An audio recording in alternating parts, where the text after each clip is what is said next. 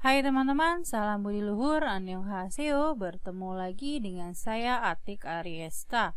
Video kali ini adalah video untuk mata kuliah algoritma dan struktur data 1.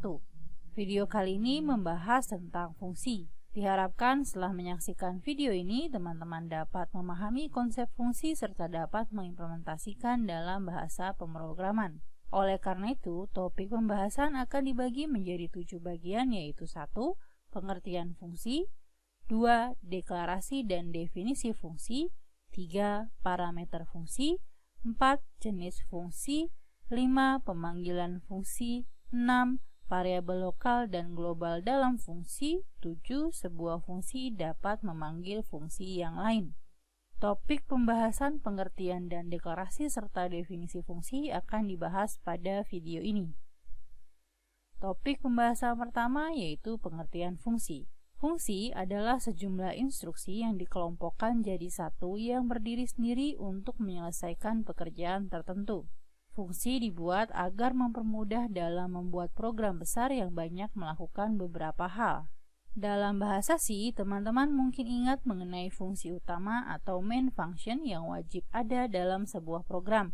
Fungsi utama tidak bisa diganti namanya karena fungsi main adalah fungsi yang pertama kali dijalankan ketika program di running. Selain itu, mungkin teman-teman juga ingat fungsi pustaka atau library function pada bahasa C, yaitu fungsi-fungsi yang sudah disediakan oleh bahasa C dan tinggal teman-teman gunakan, seperti printf, scanf, dan library function lainnya. Fungsi ini juga tidak bisa kita ganti namanya.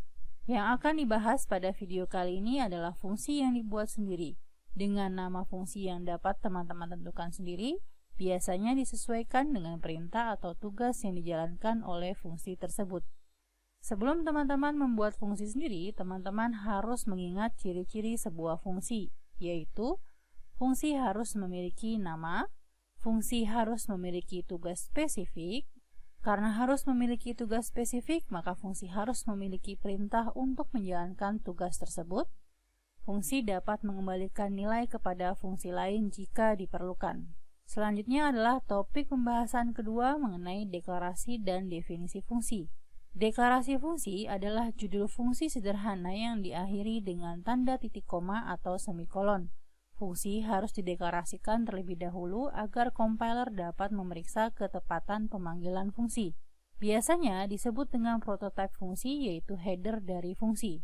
Deklarasi fungsi diletakkan sebelum fungsi utama atau setelah fungsi utama. Jika diletakkan setelah fungsi utama, harus dideklarasikan terlebih dahulu di atas fungsi utama. Cara mendeklarasikan fungsi adalah menentukan tipe fungsi seperti integer, char, atau void sesuai dengan nilai yang dikembalikan oleh fungsi. Diikuti dengan nama fungsi yang bisa teman-teman tentukan sendiri yang nantinya akan digunakan untuk memanggil fungsi. Selanjutnya diikuti dengan parameter, jika memang fungsi yang teman-teman buat menyertakan parameter. Jika teman-teman membuat sebuah fungsi dengan parameter lebih dari satu, maka antara satu parameter dengan parameter lainnya dipisahkan dengan tanda koma. Jangan lupa di bagian akhir diberikan tanda titik koma atau semikolon. Contoh terdapat fungsi int hitung kurung inta. Int merupakan tipe data fungsi, hitung merupakan nama fungsi, tipe data parameter sama dengan tipe data fungsi. Nama parameter yaitu A, diakhiri dengan tanda semikolon atau titik koma. Definisi fungsi adalah fungsi lengkap yang terdiri dari judul dan isinya. Biasa dibuat sebelum fungsi utama atau setelah fungsi utama. Bentuk dari definisi fungsi adalah menyebutkan nama fungsinya, diikuti dengan perintah yang akan dikerjakan ketika fungsi dipanggil. Pada contoh ini terdapat fungsi int luas persegi panjang dengan parameter intp dan intl. Fungsi ini merupakan definisi fungsi sebelum fungsi utama. Jika teman-teman perhatikan letaknya di atas fungsi utama atau sebelum fungsi utama, di mana fungsi luas persegi panjang diakhiri dengan tanda titik koma atau semikolon.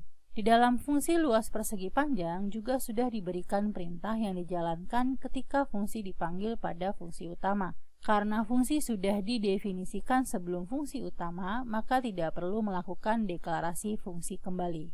Pada contoh ini, terdapat fungsi int luas persegi panjang dengan parameter intp dan intl. Fungsi ini merupakan definisi fungsi sesudah fungsi utama. Jika teman-teman perhatikan, letaknya di bawah fungsi utama atau sesudah fungsi utama. Di dalam fungsi luas persegi panjang juga sudah diberikan perintah yang dijalankan ketika fungsi dipanggil pada fungsi utama. Karena fungsi didefinisikan setelah fungsi utama, maka teman-teman perlu mendeklarasikan fungsi terlebih dahulu sebelum fungsi utama. Pada kasus ini, sebelum fungsi utama sudah dideklarasikan nama fungsi beserta dengan tipe data dan juga parameternya. Jangan lupa di bagian akhir diberikan tanda semikolon atau titik 2. Berdasarkan topik pembahasan pertama dan kedua, maka dapat ditarik kesimpulan fungsi merupakan pengelompokan program agar mudah dipahami, terutama ketika lingkup program sangat luas. Ketika membuat fungsi, teman-teman harus mengingat ciri-ciri yang dimiliki oleh sebuah fungsi. Ketiga, setiap teman-teman membuat fungsi sendiri, maka teman-teman harus mendeklarasikan atau mendefinisikan atau mungkin juga kedua-duanya dari fungsi yang dibuat.